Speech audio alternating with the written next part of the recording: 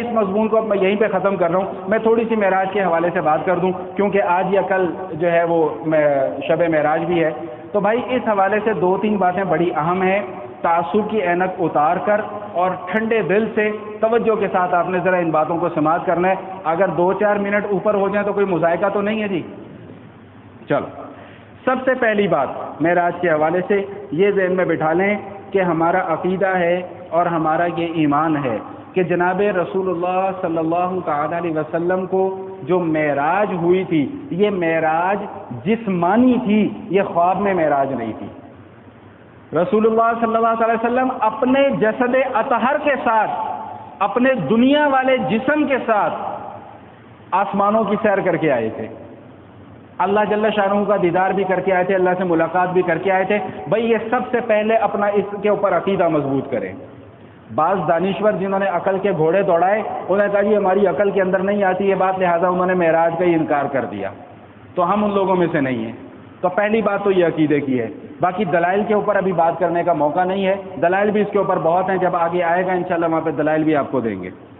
دوسری بات بھائی یہ سماعت فرما لیجیے کہ نبی علیہ الصلوۃ والسلام کو معراج کب ہوئی، اس حوالے سے یاد رکھیے گا کہ کوئی تاریخ متعین نہیں ہے.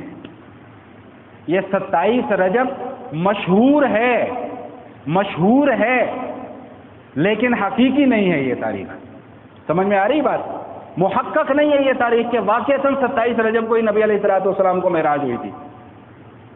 اور چونکہ اللہ اور اللہ کے حبیب صلی اللہ تعالی علیہ وسلم نے اس بات کو مناسب نہیں سمجھا، اس لیے بیان بھی نہیں کیا کہ تاریخ کیا ہے.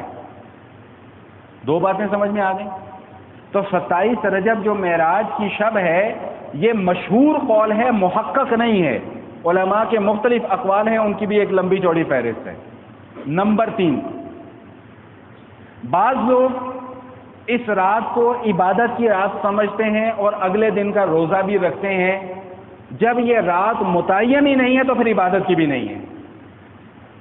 عبادت کے دن اور عبادت کی راتیں وہی ہیں جو اللہ جل شانہ نے قرآن کریم میں اور نبی علیہ الصلوۃ والسلام نے حدیث کے اندر بیان فرما دی ہیں. بس بعض لوگ اتنا اہتمام کرتے ہیں کہ شب قدر سے بھی زیادہ اس کو فضیلت دیتے ہیں، حالانکہ شب قدر کی فضیلت تو قرآن پاک کے اندر موجود ہے، صحیح حدیث کے اندر موجود ہے. 27 رجب کی کوئی فضیلت نہ قرآن میں موجود ہے نہ حدیث کے اندر موجود ہے. تو پھر میں اور آپ کون ہوتے ہیں اپنی طرف سے کوئی تخصیص کرنے والے؟ تو اگر کوئی یہ کہے کہ جی حضور صلی اللہ علیہ وسلم کو اتنا بڑا معجزہ ملا تھا ہم اس کی خوشی ملاتے ہیں، تو میرے بھائیوں ذرا ٹھنڈے دل سے مجھے سوچ کے بتاؤ کہ آقا کریم علیہ الصلوۃ والتسلیم کی زندگی کا کون سا ایسا دن ہے کہ جس میں کوئی معجزہ نہ صادر ہوا؟ نبی علیہ الصلوۃ والسلام کی تو پوری کی پوری زندگی معجزہ تھی. تو پھر سارے کے سارے دنوں کے اندر خوشی مناؤ نا، صرف ایک دن کے اندر خوشی کیوں مناتے ہو؟ اور دوسری سب سے بڑی بات یہ ہے کہ جب میرے آقا علیہ الصلوۃ والسلام نے ہی اس چیز کو بیان نہیں فرمایا تو پھر میں اور آپ اس کو خاص کرنے والے کون ہوتے ہیں؟ بات سمجھ میں آ رہی؟ اور پھر اگلے دن کا روزہ، یہ اگلے دن کا روزہ یہ آج سے کوئی 100 150 200 سال پرانی بات نہیں ہے، بلکہ یہ 1200 1300 سال پرانی بات ہے کہ لوگوں نے اس دن کا روزہ رکھنا شروع کر دیا تھا. اب حضرت عمر رضی اللہ تعالیٰ عنہ کو جب پتہ چلا، اب حضرت عمر رضی اللہ تعالیٰ عنہ کی تو طبیعت بھی اپنی ہے، ان کا مزاج بھی اپنا ہے، اور اللہ پاک نے ان کی زبان سے حق بھی جاری فرمایا. جب حضرت عمر رضی اللہ تعالیٰ عنہ کو پتہ چلا کہ لوگ 27 رجب کا روزہ بھی رکھتے ہیں، تو حضرت عمر رضی اللہ تعالیٰ عنہ گشت پر نکلے. 27 رجب کے دن ایک آدمی سے پوچھا ہاں بھائی تمہارا روزہ ہے؟ اس نے کہا جی نہیں. تو اپنے ساتھ کچھ تھوڑا سا کھانے کو کچھ چیزیں کھاؤ فوراً، مجھے تسلی کرواؤ کہ تمہارا روزہ تو نہیں ہے. اور اگر کسی نے کہہ دیا کہ روزہ ہے تو اس کا روزہ توڑوا دیا. تو لوگ یہ کہتے ہیں کہ روزہ رکھنا تو بڑا نیکی کا کام ہے، بڑے ثواب کا کام ہے. تو بھائی ثواب کا کام تو تب ہوگا نا جب اللہ کے نبی نے بیان کیا ہوگا کہ اس دن روزہ رکھو. جب اللہ کے نبی نے بیان ہی نہیں کیا کہ اس دن روزہ رکھو تو پھر ثواب کا کام کیسے آ گیا؟ میں ایک مثال دیتا ہوں، میرا خیال ہے بات اکثر لوگوں کو سمجھ میں نہیں آئی. میں ایک مثال دیتا ہوں، اس سے بات سمجھ میں آ جائے گی انشاءاللہ. اب نماز پڑھتے ہیں کہ نہیں سارے کے سارے؟ نماز کا آغاز کہاں سے ہوتا ہے بھائی؟ بالکل جب ہم نے نماز سٹارٹ کرنی ہو تو کیسے کرتے ہیں ہم نماز؟ کیا پڑھتے ہیں ہم؟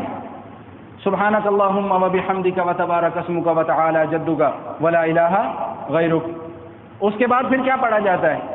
تعوذ، پھر تسمیہ، پھر کیا ہے؟ سورہ فاتحہ۔